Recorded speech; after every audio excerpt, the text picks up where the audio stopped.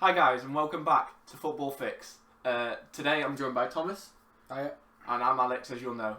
Today we're going to be talking about Spurs' window so far, and why personally we think it's a little bit overrated. More overrated at least than it's been made out in the media. I think I've got a stronger opinion on that though. I think you're going to be kind of... Yeah. I'll be playing devil's advocate, definitely. Yeah. As you can see, I'm an Arsenal fan, so I'm probably not the most qualified to talk about Spurs' window, or Spurs in general. But I have some interesting points, because I feel personally that Spurs have been overrated in recent times. You look at the pundits, they all think they could potentially challenge the likes of City and Liverpool. I think that's ludicrous. I think they're nowhere near that. And despite a good result against Southampton, I think that they are massively overrated at the moment. What do you think about that? Yeah, I think some of the signs they've been making, now they've got into the Champions League, you'd be thinking the next signs they'd be making would be really improving their starting 11 a lot more. Now they've got that extra money from qualifying for the Champions League and just to get them to that next level. But as we'll talk about in a bit, we believe that it's not quite the sort of signings you'd be hoping for to boost on and, as many people we think have been saying, possibly challenge City or Liverpool in the seasons coming up. The way I look at it for Spurs especially is they didn't have a starting lineup that challenged City or Liverpool. I think that's fair to say. They only pipped Arsenal to top 4 by 2 points, I think it was in the end. Yeah. So the lineup is very similar to Arsenal, for example. Now you look at the teams around. You've got Chelsea, you've got Arsenal, and you have United as the arguable competitors for top 4. I do believe, as you will have seen in the prediction video, Spurs will come 4th place. That being said, are they much better than Arsenal, Chelsea? Not United, we'll rule them out of this one. But the 2 points states they are, which is fair. Yeah. But then you look at what Arsenal have done in the window. They've brought in Gabby Jesus, who massively improves their team. Yeah. They've brought in Zinchenko, who, to be honest, improves the team because of the fact that Tierney is always out. Yeah. So he's improved the base level of the team, because the base level of the team last season was Nuno Tavares. Or Tavares, however you want to say it. Yeah. So I think the improvements in the business Arsenal have done is much more intelligent. Signing Spurs has done a more Conte akin, as in the players that you know Conte will get the best out of, but they're not necessarily the top quality players. I don't believe they've improved the lineup. I believe they're 2 points off Arsenal last season, if I'm not mistaken. I think Arsenal have done better business, so I don't even think that Spurs are the 3rd best team in England, like they're rumoured to be. We'll get into the transfers. We're going to rank every transfer from A star to F. Obviously, that's just a common way to rank transfers in general. And I personally will rank most of them quite low, because at the end of the day, I think that their transfers, if Arsenal had done them, Edu and Arteta would be getting burnt at the stake. The likes of Perisic, as compared to Willian from a few years ago, they're not good signings at all, in my opinion. But yeah, I know you feel slightly differently. Yeah, on some of them for certain, yeah. So, as the City fan, what do Spurs, and obviously you watch City every week, you go to nearly every game, what do Spurs have to do to reach City levels of dominance? I think for starters, as we've said, I think they've improved their squad depth a lot over the transfer window, especially this season, which I think is something that City pride themselves on, with how much you see Pep rotating his team and the players being... I think the difference between City's squad depth and Spurs' squad depth is that when you see City rotating, the players that come in for the main starters, they fulfil that role and they do as well, if not better, than the ones that were playing there anyway. Whereas I think the squad depth that Spurs have got, even if they're playing over the preferred choices, I think they don't really do the same. I don't really think they're as good as close as you'd hope they'd be for the position that they finished last season. Okay, yeah. Going on from that, how do you rank? Because the deciding factor in a lot of this will be the manager. Antonio Conte, without a doubt, is the best thing to happen to Spurs. I don't want to even deny that. Like, he is top quality, and that is the reason these players, on the most part, will probably gel, because he uses wing backs. They work to his system. Apart from Jed Spence, but I'll talk about that later. So Conte is a deciding factor for me that will make Spurs into top 4 contenders. I think without Conte, so say he does his Conte capitulation and they go downhill, then Spurs could finish as low as 8th or 9th. But how does Conte rank for you in terms of the managers in the top 4, let's say? And secondly, which is more of the question, does Conte have enough quality to bridge the gap with this set of players as Pep and Klopp have with Liverpool and their set of players? So is Conte a better manager than them to the extent that it'll bridge that gap? I mean, I'd definitely rank Conte as the 3rd best manager in the league. I think a lot of people would, to be honest. I think I'd just put him above Arteta just because of the experience he's got at the highest level. Arteta's not won a league. He's won an FA Cup, so I can't argue that. Although I am very excited about the potential of Arteta. I do think he's got great potential as well as the squad, considering how young the squad is. But I do think he can become I wouldn't say as good as Conte, because I think it's a bit early to say something like that. But I think he has the potential to possibly get there. He definitely plays better football. I think the football he plays is quite a positive. It's great positive football. It's the kind of football you want your team to be playing. And I think with Conte, with the signings he's brought in, I think Conte has shown in the past that he can make a player a lot better than when they joined. I think Lukaku, he did brilliantly with Lukaku when he was at Inter, and Conte was too. And as seen with Perisic, he went on loan to the Bundesliga actually when Conte was there, and then he came back, and that Conte got the best out of him. Was it Bayern Munich? I think it was, wasn't it? Yeah. And when he came back, Conte seemed to know how to get the best out of him. So I think he's got a good understanding with his players. I will say that. But I think with the signings that he made, I don't think they're just quite good enough for him to be able to push them on to be. I think he can push them on to be good enough to start for the team, but I don't think they're good enough to be able to develop to be rivaling the players of City or Liverpool. That's just based on the transfers they made recently. Okay. Well, I think the good starting point will be Ivan Perisic. We've mentioned him a few times in the intro. Yeah. 33 years old. For me, he's a Willian. But I think he's the most controversial of the picks of their transfers. I'll say my bit and then I'll let you counteract. But I think, personally, he's on his way out. His legs seem to be gone. If you look at, what was it? He only started 20 of the last 32 fixtures under Conte in the 2021 season, which was Conte's last season at Inter Milan. So he started phasing him out by that point, and that he was obviously available for. And he started phasing him out, and his legs are going. And I think he's very much just a squad player for the Champions League. I'm not sure Perisic is that one that's going to be starting and bringing them to the next level. That being said, he could be good, but is he? Does that make sense? Yeah. He could excel. Just like Willian when he first signed for Arsenal. He could excel. You know what he's like, he's experienced, he's proven. But is he gonna? He definitely has leadership, he has trophy winning experience to that team that they need, because obviously they don't win anything.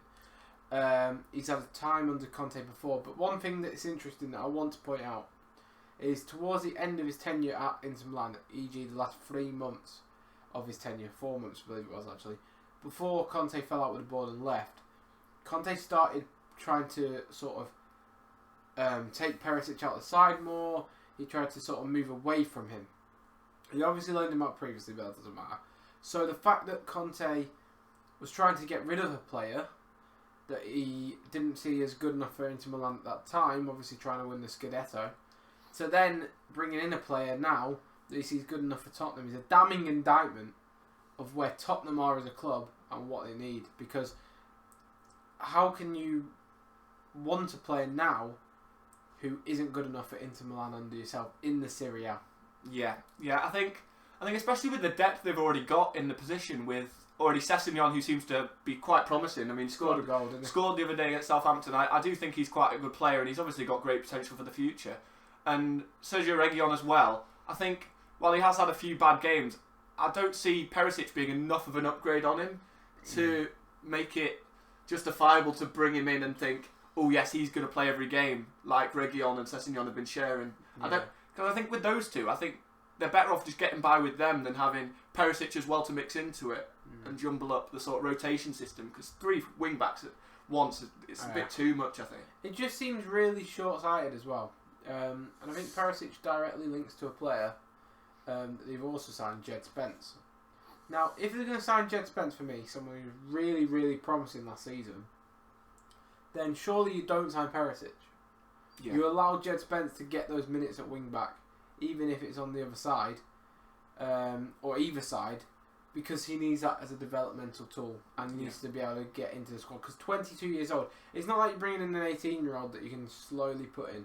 22, by 24 you think he's got to be integrated in this team and making a difference. That being said, from what Conte said in the press conferences, I don't know if you've seen this, about it not being his player, it's a club player. Yeah, it does seem like that, yeah. Is a worry. Yeah. And that is something I have to look at, because they seem to have gone above his head and signed this player because he wanted to, they thought he was a good value for money, etc. Which, when you caveat by the fact that Conte, when he doesn't get his way with the board, often falls out with that said board, e.g. at Inter Milan, with the Lukaku situation, they sold Lukaku, he wasn't happy, or at Chelsea prior to that. Yeah. It is a nervous time and a nervous situation and a weak situation, and a worrying situation for Spurs, in my opinion. Yeah. That coupled with the fact we know that Conte likes to throw his weight around to get his own way with the board. Yeah. I'm not sure, but personally, I'd start Jed Spence if you were going to sign him. I wouldn't have signed Perisic. But that being said, I mean, if Jed Spence really isn't Conte's cup of tea, what's the point in signing him? Yeah.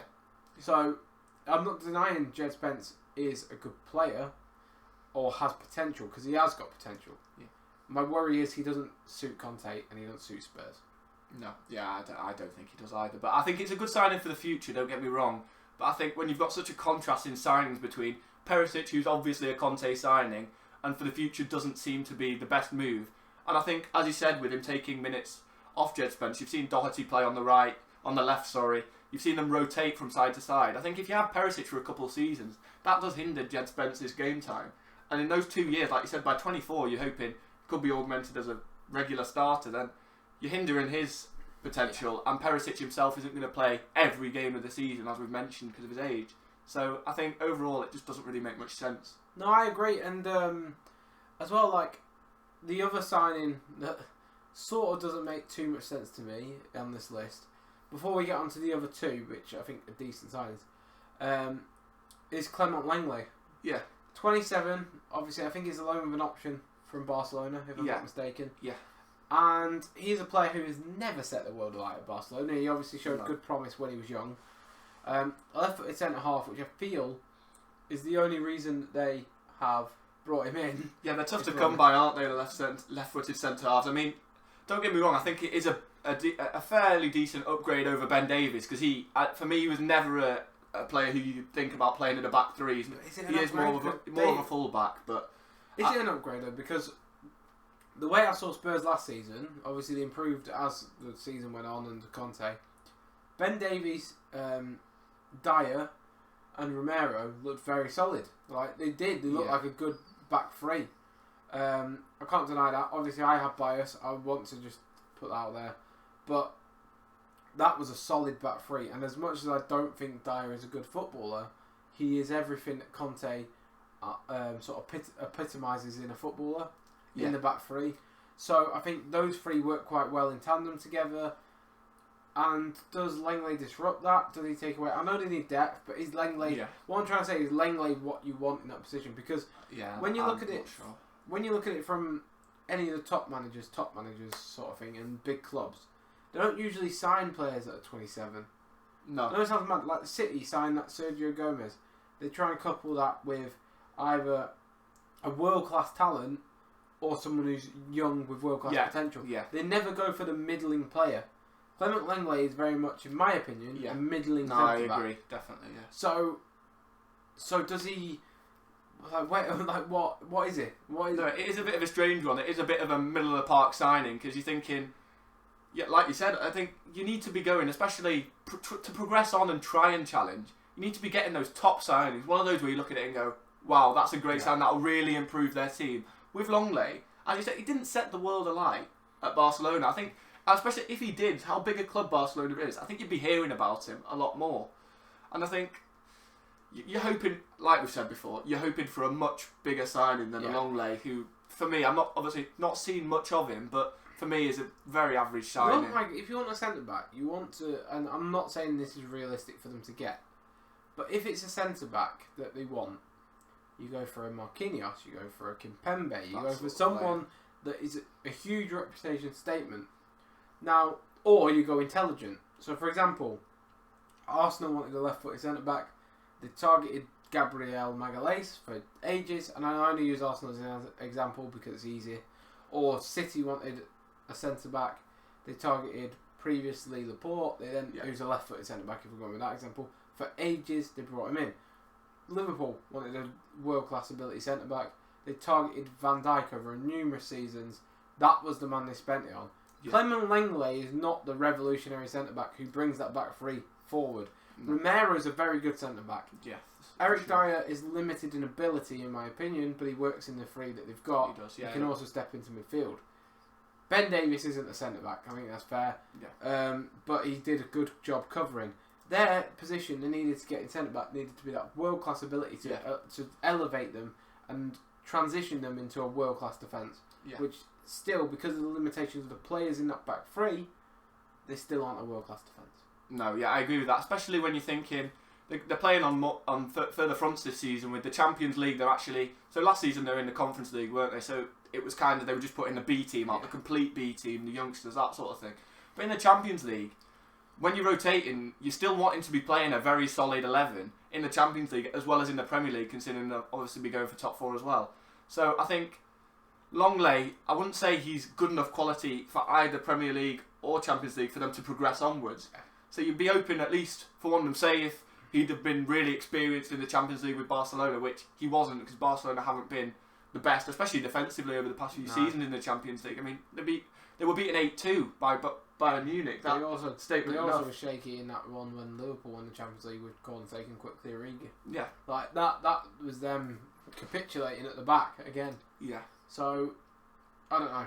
It's just a weird one. For me, it's a middling sign. Yeah. We'll do the actual ratings of them at the end and put them in order who we think's best to worst. Yeah. But for the next player we're going to go with, I think it's Richarlison. Yeah. Is that the easy one? Because obviously the other player I think is probably outstanding. Yes. I think that's one we definitely we'll go with Richarlison because that is 60 million, is it? 60 million, yeah. Mental. I know. Big 25 years old, only 10 goals last year, was it? Yeah, that was it, yeah. 10 goals. You'd be hoping for a few more, especially as the main man of that Everton team, really. Who were horrendous. Yeah, they were poor last season. While Calvert-Lewin was injured as well, you'd be thinking Richarlison will be stepping up and taking more of the weight of those goals. But you know what you're getting, though, don't you? You know what you're getting with him. He'll battle for the ball, he'll press. It's a different dynamic for Spurs in certain games. He's clearly talented, but he's just a rat. He does, yeah. He's someone that moans so much that he is the one player, well, one of the players in the Premier League I hate. He is. As an opposition fan, he could. If you were a fan, I think even if you were a Spurs fan or an Everton fan for last season, you would love him for just what the character he is. But at times he gets silly red cards, he gets bookings here and there, it's rash challenges. I think he's a dream and a nightmare for your club, really, I think. And being that sort of player who I don't think he's going to be rotating with Kane much in the Premier League season. He'll be more for the Champions League because Harry Kane, the difference in ability between those two is gigantic, really. But I don't want to bash Spurs too much, right? But Richarlison for 60 million, when you look at what 60 million has got you this window, especially. Yeah. If you look at it, for example, Darwin Núñez. It's like 100 million euros, but it's like 60 in add-ons and 60 in add-ons or something like that. You look at Haaland, which release clause. Spurs are not going to get that top echelon of player like that. But the fact they've been able to fleece Everton have been able to fleece Spurs out of 60 million for a guy who has never. I don't believe he scored more than 15 goals in a season. No, I don't think so. I think he might have brushed 13. If he has, he may have got it once. He's clearly talented. He's clearly a good goal scorer. But is he better than Kulusevski? Probably not. No. Is he better than Kane? Definitely not. And is he better than Son? Definitely not. Definitely not. So he's a player that doesn't even improve their front three. And to spend 60 million on a backup when you're a team like Spurs who need to improve so much, where could that 60 million have been spent?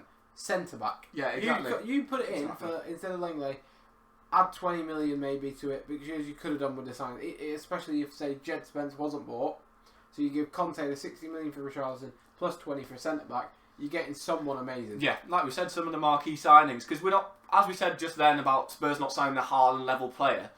I think you're looking for in between the average player and the world class player because, as I said before, I think Conte can develop a really decent centre half. I mean, we mentioned Kimpembe before, but Marquinhos, who's a quality centre half, into a world class player. I think Romero developed really well last season. Well, they've been going. They went for ages, didn't they? For De Vrij and who's it? And Bastoni. They were after quite a few of them. Yeah, all the old Inter boys. And surely the extra 20 mil, if you didn't say sign Jed Spence and or Langley or Richarlison, could have gone on and got one of them. I think Bastoni was heavily linked as well. I thought that would have been a great signing because he's played under Conte before for starters. He's played in that back five or back three system, whichever way you look at it.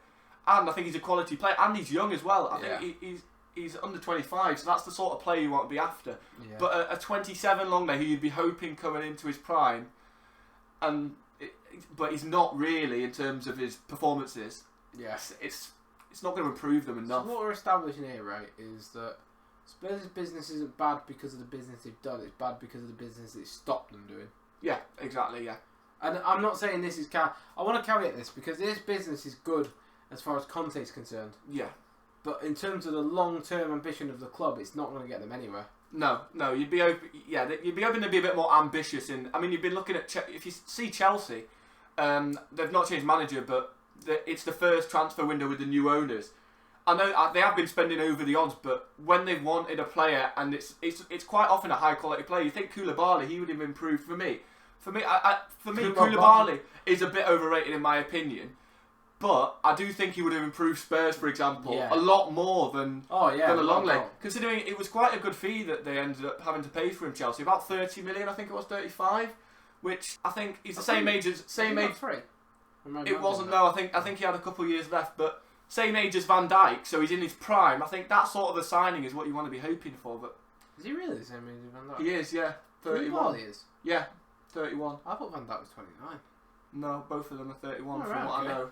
Let me know if I'm wrong in the comments, but I'm pretty sure they're both 31. Wow, around that age anyway. That surprises me because Koulibaly's been around for so much longer.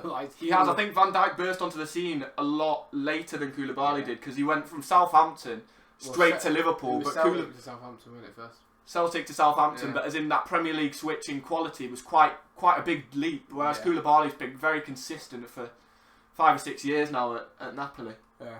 So the final player that we've left into the window for additions anyway, I can't remember who they've sold. Who have they even sold? I think that's another issue. There's no one of note. Reguilon needs to go. I think they're probably one wing back from either side because they've got Emerson, Doherty and Jed Spence on one side, and then Roy. Yeah, surely you get rid of Emerson. Surely Emerson goes. I think he was a little bit lacklustre last season, poor defensively as well. So Winks might be going. But Winks, there's Reguilon's possibly linked with leaving. I think Skip possibly might leave. They need to get rid of some. They need to sell players that they'll generate a bit more money from, so they can end up making these big signings. But they're not going to. But I don't think they're going to. Winks will get you 15 mil. They're not getting really enough for any of them. No, that's their issue. But then they brought in Basuma now, right? And this is the last one we'll touch upon signing wise. Basuma's the one that is a top signing. Oh yeah, 30 million. He elevates the level because he's so much better than Højbjerg. I think that's fair. I think he improves their midfield.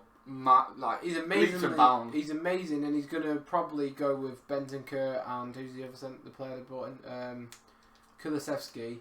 They'll all interlink because Kulusevski does like to drop in and stuff. Yeah. And Kane drops into midfield. It's all going to be fluid with Basuma because Basuma's 25, good age profile, physical presence, absolutely superb defensively, one of the best defensive midfielders in the league. For Brighton, for a very fair price, and I think he improves their team tenfold. He's a player that would get into probably every single team in terms of team. Well, first team for the top 18 in the league, and then in the squad for the top 20. I think he gets in every single squad in the league, even City's and Liverpool's. Yeah, he's that good. For me, I'd say he probably should be starting for bar Chelsea. Every team from below the top 2. So I think starts for United. I think he starts for Chelsea. I think Chelsea have been heavily linked with De Jong, so they're obviously after a ball-winning midfielder. Kante's he's aging. He seems to be becoming more injury prone. I think he definitely starts for Arsenal. I think him and Partey alongside each other would be a great ball-winning midfield. Oh no, I'm not liking that. That's really? Too defensive. I think he starts ahead of Partey.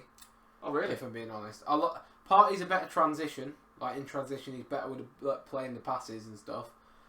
But if you're putting a playmaker next to, say, Basuma, so not Xhaka, because Xhaka's. But for Spurs, I suppose Bentancur links to play nicely together, doesn't he? So say Arsenal bring in Yuri Tielemans or something, you play Basuma Tielemans as that would be a great midfield. And then you bring Partey in to play any of the 2 positions. Yeah. Because Partey, as much as I think overall he's a better player, you can't pair Basuma and Partey.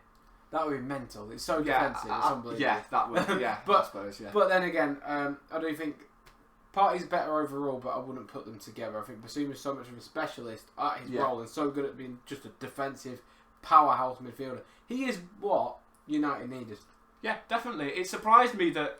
Go on a bit of a tangent here, but it surprised me that United didn't go out and sign Calvin Phillips went to City. Surprised they didn't go over the odds to try and get him. And Ndidi, he would be a brilliant one, especially with Leicester. The amount of players that have been linked away from Leicester, as we mentioned in the previous video, it's been ridiculous. So you'd think Ndidi, Basuma would have been a brilliant one for them. They're after that ball-winning midfielder who they can rely on. I know this sounds mental, but I've just had a thought into my head. I keep seeing rumours of Kante leaving Chelsea. I've seen it for the last year. Arsenal linked a while back, weirdly. I think it was made up, but anyway.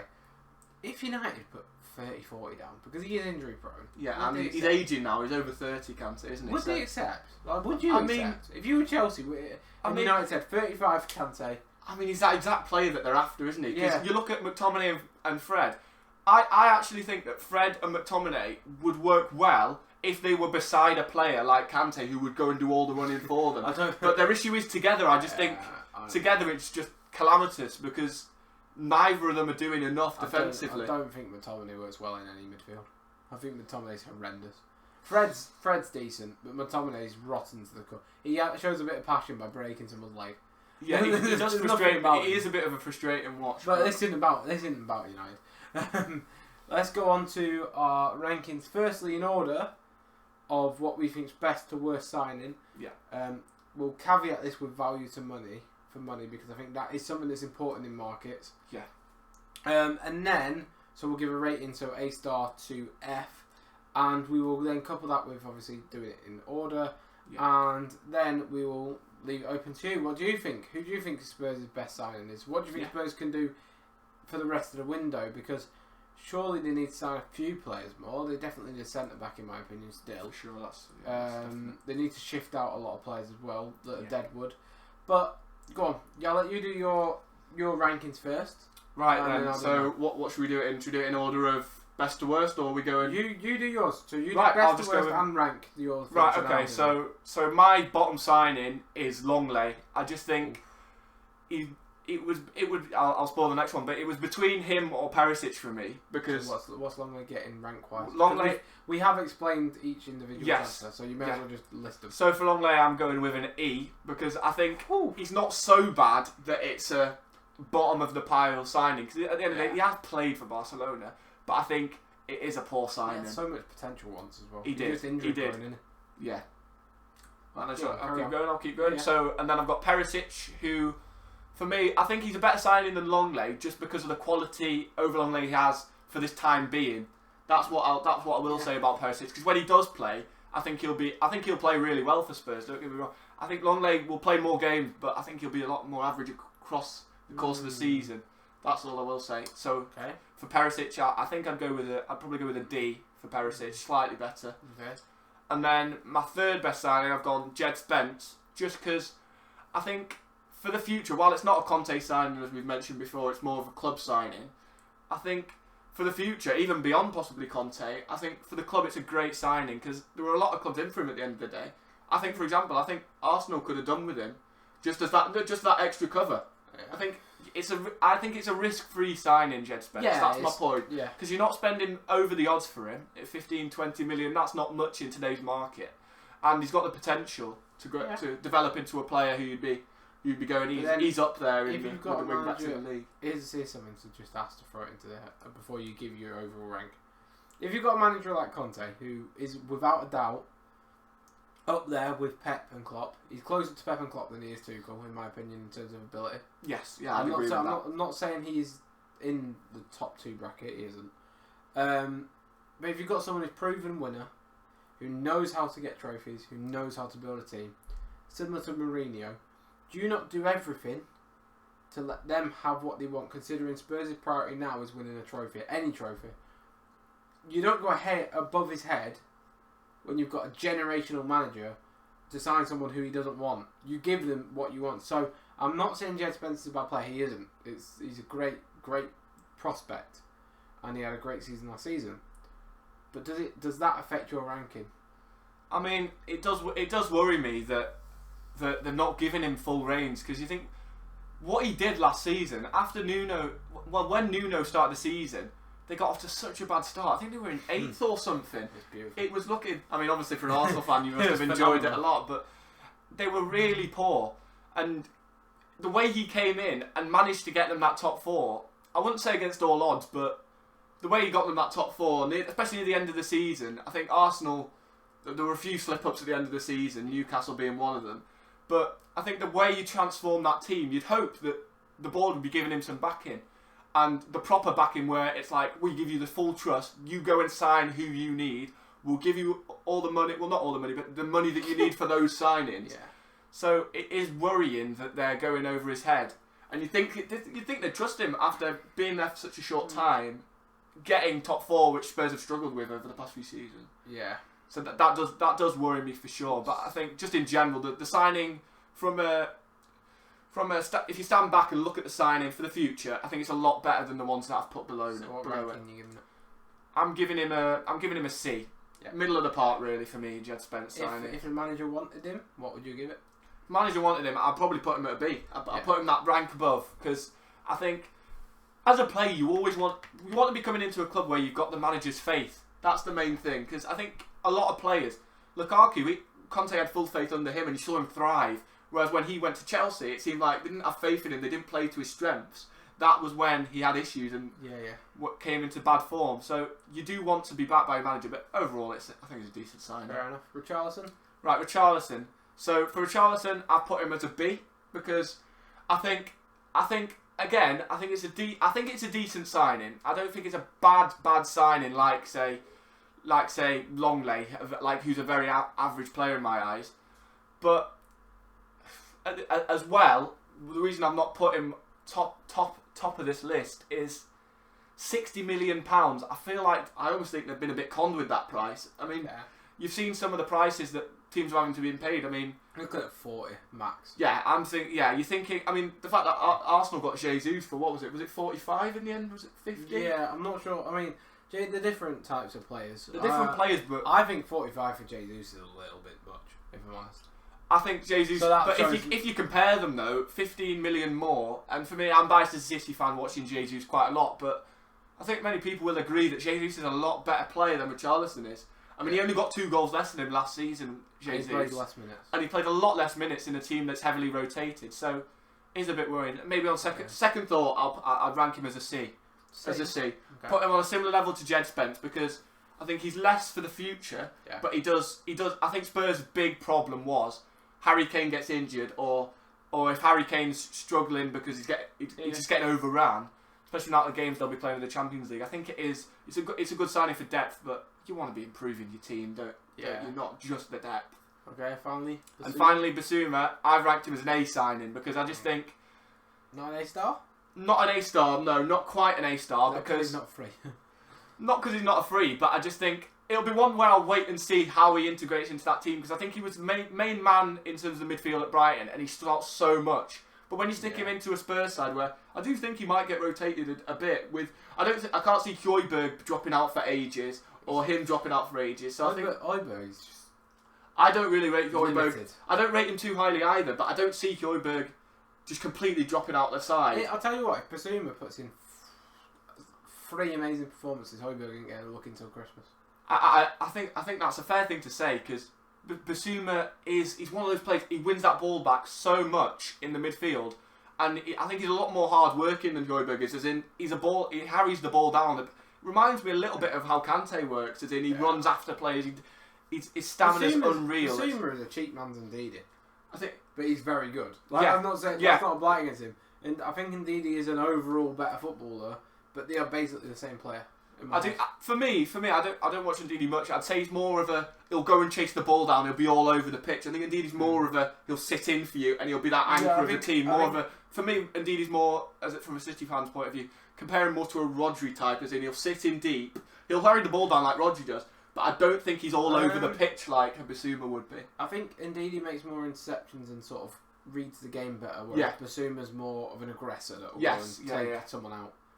I think that's fair. But yeah, I mean, that's your list. I think that's fair. For me, I'm going to go through it because I think you explained it very in depth there. Yeah. So I'm not going to say too much. I'm just going to give it. I'll probably explain 1 or 2, but other than that, Perisic is bottom with an E. I just don't like it at all. It reminds me so much of that Willian signing. It's unbelievable. Lenglet is probably a D in second bottom, purely because I think that he offers much needed rotation at the very least for the team. Back up, left footed centre half, got experience at France. Has he been capped for France? I think he must have been, yeah. But then again, Thingy wasn't from you lot, was he? Laporte wasn't. Wasn't. So I don't know. But yeah, D for Lenglet. Was it a D? Yeah, it was. Yeah. And then Jed Spence, I think, is next. Similar order to you, other than the bottom 2 was changed, which I would give a D+, because I think if you have a manager like Conte, you've got to back him to the hilt. If you don't back him to the hilt, there's no point, and therefore he won't play if he's not a Conte signing. So it's pointless. And then he wastes a year or 2, whatever. Conte's at the club. By that point, he's 24, 25, not developed at all, and then the potential is dwindling. Yeah. So unless Conte uses him, which he could very well do, you're not going to get a better player. I think if it was a different manager who didn't openly say it's a club signing, Jed Spence would be getting a B. But because of his quality and his ability and his potential. But because he isn't, for me, I can't get past the D+.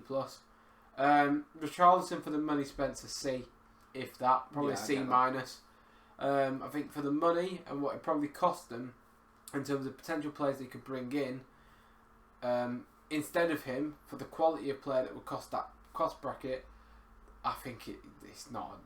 He's just not. He's not it for me. It's quite an expensive one, isn't it? For a backup, as we mentioned before, 60 million for a backup. Even if you're looking at City spending 60 million for a backup, you're thinking, wow, that's a lot. Yeah. And considering Spurs haven't improved their team as a whole, the starting 11, spending 60 million for a backup for them seems even worse of a decision. Really. I just think Richarlison's weirdly overpriced because he's Brazilian. I can see that. Anyway, and then finally, Basuma, A-star. I think he's probably up there with top 5 signings this transfer window across the Premier League. Phenomenal footballer and an amazing player. So 25 years old, good age bracket, isn't it? And from Brighton for 30 million, was it? 25 to 30? Yeah. I think that's an amazing bit of business. Yeah. So he's the one gem in a load of turd. But that's my rankings. Obviously, you went a bit different with the bottom 2 players, but other than that, they were pretty similar. Yeah, pretty similar, yeah. I hope you have enjoyed today's video. If you have, please be sure to like and subscribe and let us know in the comments what you think about Tottenham Hotspur's window in this so far. Basically, they could sign a few players before the end of the window, but that's what we've got obviously as of the date, which is the 10th of August. Yep, 10th of August. So that's the signings that they made up to this point in time. They could sign some more. We don't know. Yeah. But let us know what you think in the comments below of the video. Please be sure to like and subscribe, and I'll see you next time. Goodbye. See ya.